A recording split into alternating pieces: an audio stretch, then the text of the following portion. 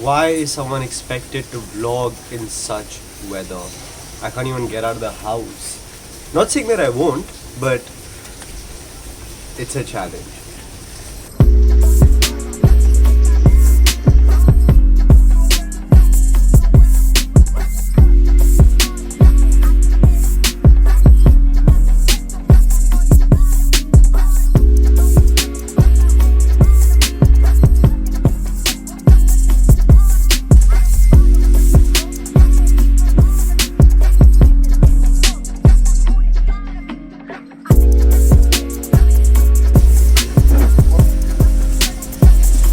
I feel like Goku in his ball type of thing where gravity used to basically increase, and he had to train like with higher resistance, so when he came back to normal life he would be like much stronger and much faster. With vlogging I feel exactly like that. It's been about a month, I think this is day 33, 34 if I'm not wrong, and yeah, that's exactly what I'm doing. I'm vlogging in the lockdown where there's nothing to vlog about, and I'm trying to create stories, giving myself some credit over here. So when I go out and when this lockdown ends and then life begins as it was, this vlog will level up. I promise you. Stay tuned.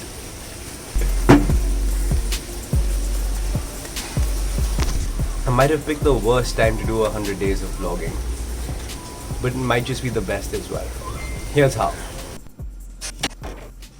You know, I read somewhere from a friend where he said when he does trainings for people to kind of bring out their creativity, he asks them to take an object from the room, let's say this coin, and come up with 50 different ways to use it. 50! I thought that's a little extreme, okay? Like, you come up with 10, maybe 20, you gotta get creative. 50 different ways to use this coin. And he's like, when they come up with the first 40, he just kind of discards them. And when the last 10 and the last 5 ideas come, he says those are the most creative ideas that they actually have come up with. And this is basically what I'm going through right now. I'm kind of having that resistance in creativity. And every time I'm forced to push through, something good is coming out of it. So today's episode is solely dedicated to these times, the tough times, when things get tough, the tough get going. And how you can be the tough that gets going.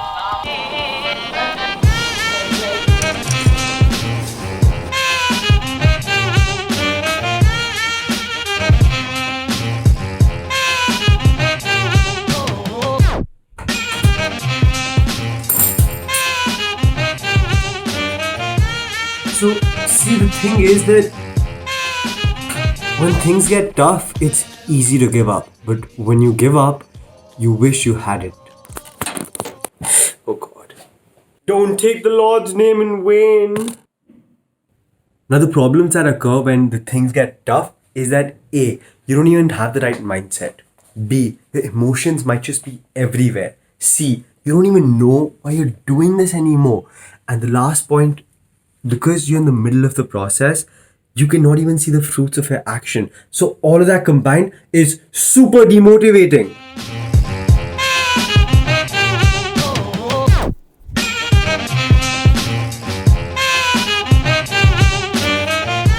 Let me start this by explaining you a concept I learned in Atomic Habits, which is known as the plateau of latent potential. Let me just explain. So over here, you have your results. And over here, you have the time that goes by. So what you expect is that in the beginning, when you're most motivated, you're willing to put in the effort. As time goes by, you'll keep putting that effort and the results will keep going consistently. So this is what you expect to happen. You're like, you over here, your motivation's super high and you're willing to put in the effort, and you expect that as time goes by, your results will keep going up, right? This is what you expect. But life isn't always what you expect. What actually ends up happening is that at this point, when you start, results do not flow in. They keep going and time passes by and results do not come. And after one point, what happens is the results that you're expecting over here at this point, it over surpasses it. And this area is known as the valley of disappointment. This is where all the negativity basically comes in, your reality. Now the idea is that because when you get started at this point, your excitement is super high. But as you realize that what actually happens is through time, your results don't come, your excitement basically keeps going down and down and you're demotivated.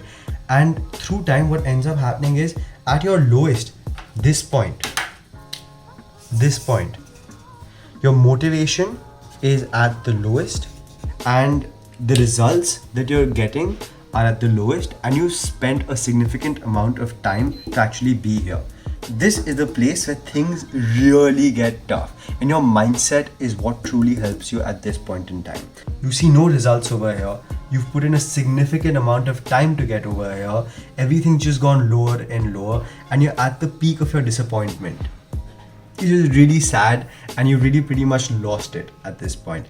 This is the place where mindset and your why and all of those things really truly help. This is the place where everything boils down to, because at this point, if you're able to keep going and you're able to push, what will happen is that your disappointments will keep decreasing. This will keep decreasing, and eventually there will come a point where you surpass the normal results that you expect, and you get enormous amount of results, because all of this, the part where you've been disappointed, is counting for something, and the results that you get at the end of it are exponential. And then again, at this point, your excitement, motivation is back up. Now at the lowest point over here, that's where most people give up. Ask me, I have given up professionally in my life. I've given up n number of sports. I've given up languages that I've learned. I've given up college pretty much, though I did get my degree, but I left in my third year. I've given up so many other things in my life. But today, looking back and seeing myself being at that lowest point, which I just showed you, I can look back and realize why I actually gave up. And here's why. Today, I come to realize that I did not have a strong enough why, a reason for me when I'm at my lowest to keep on going, a reason that made me say that, okay, you know what, this is actually worth it. And the places that I did have the why, I couldn't realize at that point in time. And hence I gave up. And that is something that's just sad. The second one, you don't want that to be. At your lowest point, you need to be able to remind yourself as to what were the reasons when you started upon this journey. Why did you want to actually do this? What was the impact that you set out to achieve? What was the difference that you wanted to make? What was the core reason? You have to remind yourself exactly that at your lowest point. And if that why is strong enough, you will get the motivation, you will get the energy, you will get the reasoning to realize that everything that is happening is just temporary, and the why is bigger than all of these small things, the hurdles, the toughness that is coming upon your way, and it too shall pass. And as Seth Godin very rightly says, never quit something with great long-term potential just because you can't deal with the stress of the moment. And the second thing that can happen is that you will realize that that why and the effort that you have to put in is not worth it. And that, my friend, is not actually a bad thing. It's not a bad thing because it gives you the opportunity to figure out something where your why is much stronger. Maybe this is not the thing that you actually set out to achieve. Maybe it's not the thing that you care about the most. So if you don't care about it that much, in the long run, you will not be able to put in that effort. So even now, if you go through all of this turmoil, you will still end up not feeling that sense of satisfaction.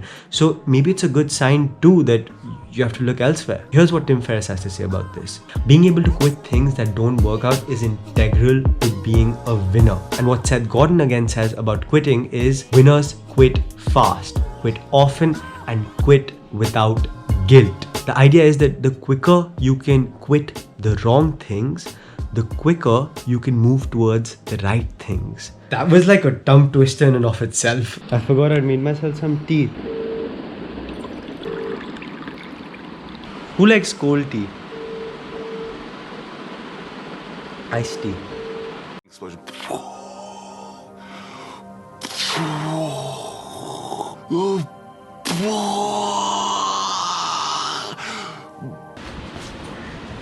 Now, I'm the type of person that will get triggered if I ever come up with a short-term solution for a long-term problem. I truly believe that your why is a reflection of who you are as a person. And the impact that you want to make reflects the values that you hold.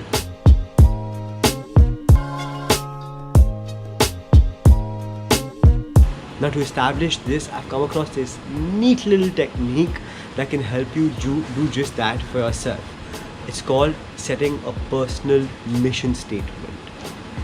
The idea of a personal mission statement is to always keep the end in mind. It focuses on you as a person, the rules and the reminders you want to have for yourself as guiding principles for you to live your life. Now, here's an example. This one's a sample of Rolfe Kerr in the 7 Habits. Succeed at home first. Seek and merit divine help. Never compromise with honesty. Remember the people involved. Listen twice as much as you speak. And my personal addition to it would be to always remember your why. Now, before ending the video, I want you to think of one goal that you probably gave up and you really cared about just because you probably didn't see it coming through because you weren't getting the results and a lot of time had passed by. I want you to think of that goal from the perspective of what you just learned and see, is it something that you can still pick up on? Pick it up if your why is strong enough. And if not, I want you to think of one thing that really matters to you and follow through with it throughout the valley of disappointments, throughout not being able to get results, and throughout the times when it gets tough. Because once you go through that phase, trust me, the results will follow. Your consistency and your actions will account for something. So on that note, I'm gonna keep making videos. I hope you do your thing too and keep following through with everything because things will get tough, but only the people that get going when things get tough are the ones that truly win. So I wish you all the best. And as Captain Sinbad says, To us I say, greatness is coming. Cheers. and to those of you who actually go and hustle it out and stay consistent, to all of you, I say, like Captain Sinbad, greatness is coming.